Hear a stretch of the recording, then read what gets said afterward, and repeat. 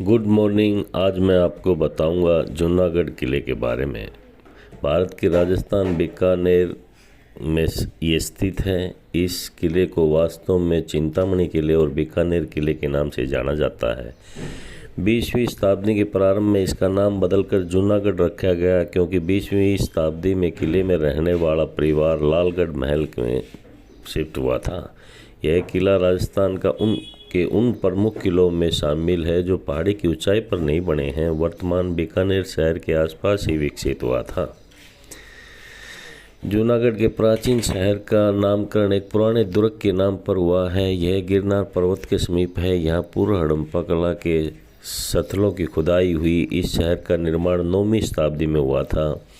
यह चूड़ासमा राजपूतों की राजधानी थी। यह एक रियासत थी। गिरनार के रास्ते में यह एक गहरे रंग की बेसाल्ट चट्टान है, जिस पर 3 राजवंशों का प्रतिनिधित्व करने वाला शिलालेख अंकित है। मौर्य शासक अशोक लगभग 260 से 238 ईस्वी पूर्व, रुद्रदामन 150 ईस्वी पूर्व और स्कंद गुप्त लगभग 455 से 467 ईस्वी पूर्व के दौरान बौद्धों द्वारा बनाई गई गुफाओं के साथ एक स्तूप भी है। शहर के निकट स्थित कई मंदिरों और मस्जिदों इसके लंबे और जटिल इतिहास का उद्घाटित करती है।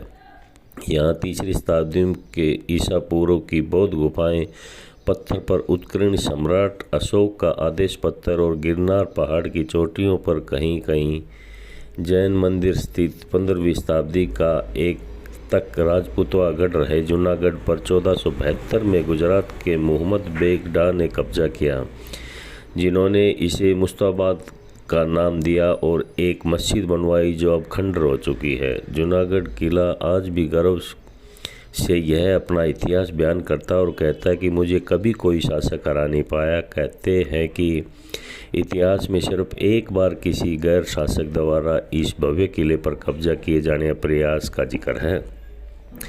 कहा जाता है कि मुगल शासक कामरान जूनागढ़ की गद्दी हथियाने और किले पर फतेह करने में कामयाब हो गया था, लेकिन 24 घंटे के अंदर ही उसे सिंहासन छोड़ना पड़ा। इसके अलावा कहीं कोई उल्लेख नहीं मिलता कि जूनागढ़ को किसी शासक ने फतेह करने का मंसूबा बनाया हो और कामयाब हुआ हो। बरसात को तरसते रेगिस्तान राजस्थान, खास तौर पर उस पुराने दौर में जब बारिश राजस्थान के लिए त्यौहार होती थी, उस दौर में राज्य के शाही किलों में बादल महल बनाकर बरसात का एहसास राजा महाराजा किया करते थे। जयपुर नागौर किले के सहित अनेक किलों में बने बादल महल इसका उदाहरण है, लेकिन बीकानेर का जूनागढ़ किला खास तौर पर बने बादल महल के लिए काफ़ी चर्चित है।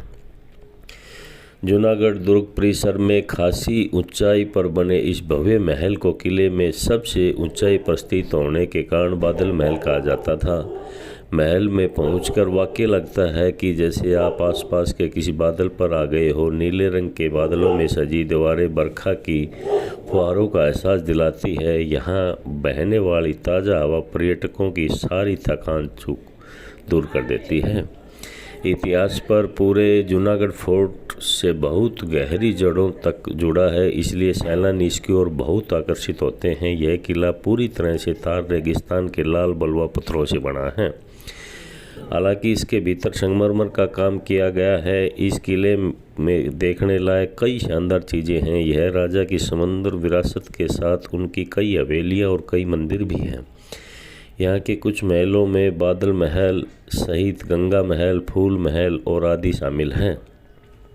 इस किले में एक संग्रहालय भी है, जिसे ऐतिहासिक महत्व के कपड़े, चित्तर और हथियार भी रखे हुए हैं। यह संग्रहालय सैलानियों के लिए राजस्थान के खास आकर्षण में से एक है। यहाँ आपको संस्कृत और फारसी में लिखी कई पांडुलिपियाँ भी मिल जाएंगी। जूनागढ़ के किले के अंदर बना संग्रहालय बीकानेर और राजस्थान के सैलानियों के लिए सबसे बड़ा आकर्षण है। इस किले का संग्रहालय में कुछ बहुत ही दुर्लभ गहने, हथियार, पहले विश्व युद्ध के बाईप्लेन आदि हैं। इतिहास के अनुसार इस दुर्ग के पाए की नींव 30 जनवरी 1589 को गुरुवार के दिन डाली गई थी, जिसकी आधारशिला 17 फरवरी 1589 को रखी गई थी। इसका निर्माण 17 जनवरी 1594 में हुआ था। नमस्कार।